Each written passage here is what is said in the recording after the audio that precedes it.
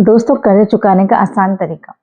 अगर आपने ये तरीका अपना लिया तो चाहे आपकी लाइफ में कितना भी कर्ज हो, हज़ारों, लाखों कितना भी कर्ज हो, वो आप 6 महीने में चुका दोगे। यानी कि 6 महीने में कर्ज की जाल से बाहर निकल जाओगे।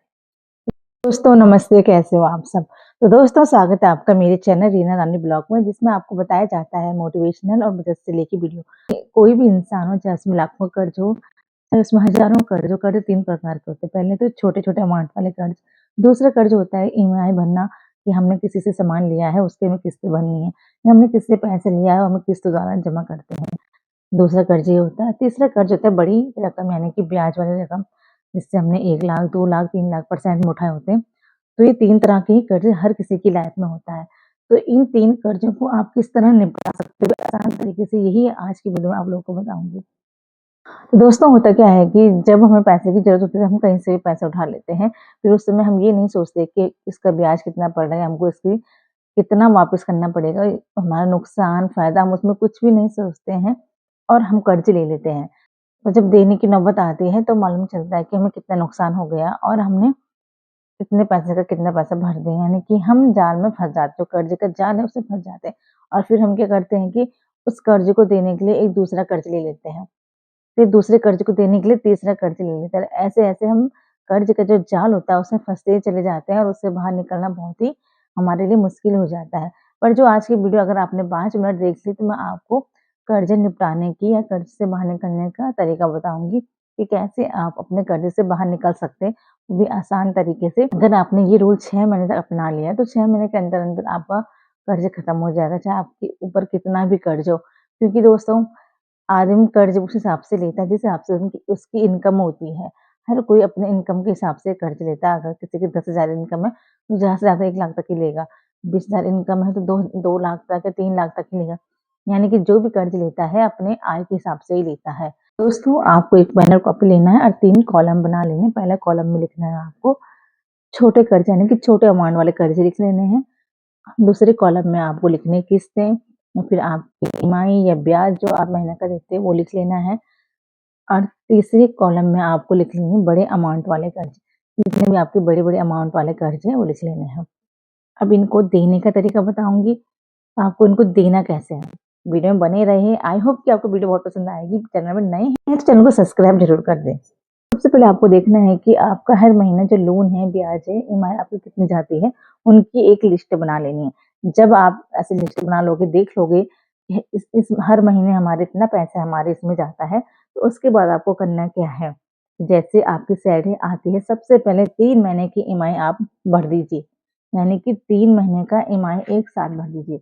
जब आप 3 महीने की ईएमआई एक साथ भर दोगे, 3 महीने का ब्याज एक साथ दे दोगे, 3 महीने का किस्त समझ लो या ईएमआई समझ लो, सरल भाषा में किस्त कहूँगी। आप 3 महीने की किस्त एक बार में भर दीजिए।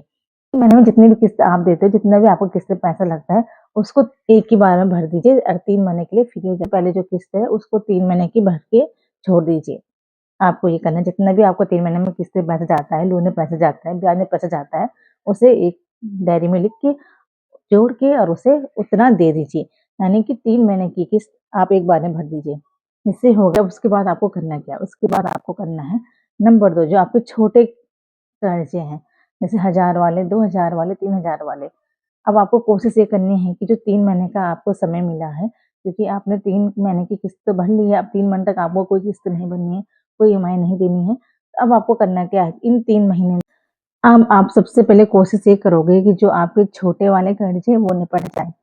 सबसे पहले आपको ये करना है कि जो आपकी छोटी अमाउंट है, चाहे वो ₹1000 है, 2000 है, अगर आपने 10 लोगों से भी 2000, 5000, 6000 या 10,000 लिए हैं, सबसे पहले उनको निपटाने की कोशिश कीजिए। जब आपका छोटा कर्ज निपट जाएगा, तो बड़े कर्ज देने में आपको हेल्प होगी। तो सबसे पहले आपको जो छोटा कर्ज है उसे निपटा देना है। ऐसा करने से क्या होगा कि आपका जो बड़ा कर्जा है उसे देने के लिए आपके पास पैसे बचेंगे। अब आपने ईएमआई 3 महीने की भर दी, छोटे कर्ज आपके निपट गए। 3 महीने के लिए आप फ्री हो गए। अब आए बाकी अगले 3 महीने।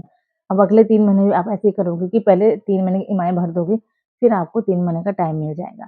3 महीने की ईएमआई भरने के बाद अब आप क्या करोगे, अगले 3 महीने अब जो बड़ी अमाउंट है, उनको देने की कोशिश करोगे। जो आपके पास 3 महीना बच जाएगा, छोटे कर्ज़े आपके चले गए, आपकी किस्त 3 महीने की चली गई, तो अब आपका बड़ा कर्ज़ा बचा ना, तो बड़े बड़े अमाउंट को देने के लिए आपको सिंपल करना है क्या है, ये जो 3 महीने का आपको टाइम मिल रहा है उसमें आपको पैसे इकट्ठे करने हैं, हर महीने नहीं देना है। 3 महीने में आप जितना भी सेव कर सकते हो उन्हें सेव करना है। 3 महीना आप जितना भी पैसा सेव कर सकते हो उन्हें सेव करना और देखना है कि उस पैसे से किसका कर्ज खत्म हो रहा है। जिसका कर्ज उस पैसे से खत्म हो रहा है उसको पैसे दे देने हैं, यानी कि एक कर्जा वाला आपका खत्म हो गया। आपको 3-3 महीने का ये टारगेट बनाना है कि हर 3 महीने में ऐसे कर के अपना सारा कर्ज निपटा लूँगा। अगर आप में कर्ज 2-3 लाख का होगा या 4-5 लाख का होगा तो आपको ज़्यादा टाइम नहीं लगेगा और 1 साल या 6 महीने में भी आप अपना कर्ज दे सकते हो। तो ये कर्ज देने का तरीका है, पहले अपने ईएमआई को भरो, फिर उसके बाद छोटे कर्ज निपटाओ और फिर बड़े कर्ज को दो। यही 3 तरीका होता है कर्ज को सही तरीके से देने से। अगर आप कर्ज इस तरह निपटाते हो तो आप लाइफ में कभी भी कर्ज के जो जाल है उसमें नहीं फँसोगे और अगर कर्ज लेते भी हो तो आपको देने की टेंशन नहीं रहेगी। और निपटा लिए छोटा कर्ज भी आपने निपटा लिया। अब आपको जो 3 महीने का टाइम मिला है उसमें आपको बड़ा कर्ज देना है। अब आपको 3 महीने में सारे पैसे इकट्ठे करने हैं और देखना है कि जितने पैसे भी आपने सेव किए इससे आप किसका कर्ज निपटा सकते हो, यानी कि किसकी बड़ी अमाउंट आप निपटा सकते हो। आपको ऐसे ही करना है। हर 3 महीने में किस्त देनी, हर हर 3 महीने तक की किस्त दे देनी है और फिर पैसे सेव करके और बड़े-बड़े जो अमाउंट हैं उनको देना है। अगर आप ऐसा करोगे तो आपको ज़्यादा टाइम नहीं लगेगा कर्ज़े से बाहर निकलने में और जो कर्ज़े का जाल है आप उसे धीरे-धीरे तोड़ दोगे और कर्ज़े से बाहर निकल जाओगे। कर्ज़ से बाहर निकलना बहुत आसान है दोस्तों, अगर आप यहाँ से काम करते हो तो। जब आप कभी कर्ज़े में फँस जाओ तो डरो नहीं, घबराओ नहीं, कुछ गलत कदम मत उठाओ। ठंडे दिमाग से सोचो और उसे निपटाने की कोशिश करो। आपको सिर्फ़ करना यही है, पहले आपको 3 महीने की किस्त भर देनी है। आप चाहो तो 6 महीने का भी कर सकते हो। पहले आपको 6 महीने की किस्त भर देनी है, फिर छोटे कर्ज निपटाने और उसके बाद फिर बड़े कर्ज देने हैं। चाहे आपकी लाइफ़ में कितना भी कर्ज हो, कितना भी आप कर्ज के जाल में फँसो, चाहे आपका मन ये कर रहा हो कि बस अब मुझे इस दुनिया में नहीं रहना, पर कभी भी ऐसा नहीं करना है। डिमोटिवेट नहीं होना है, हमेशा सोच समझ के काम करना है और आसान से आसान तरीका हो जाता है कर्ज निपटाने का अगर आप यहाँ से काम करते हो तो। यहाँ का इस्तेमाल कीजिए। ये 3 तरीका अगर आप अपना लोगे तो आप बड़े से बड़ा कर्ज भी चुटकी में निपटा सकते हो बिना टेंशन के। और ये वीडियो आप लोगों को कैसी लगी ये मुझे लाइक, कमेंट, सब्सक्राइब करके ज़रूर बताएँ।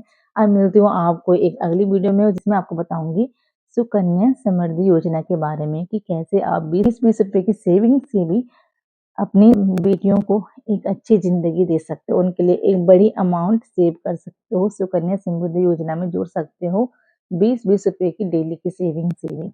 ये बताऊँगी आपको अगली वीडियो में। तो वीडियो कैसी लगी मुझे ज़रूर बताएँ। अब मिलती हूँ आपको अगली वीडियो में। नमस्ते।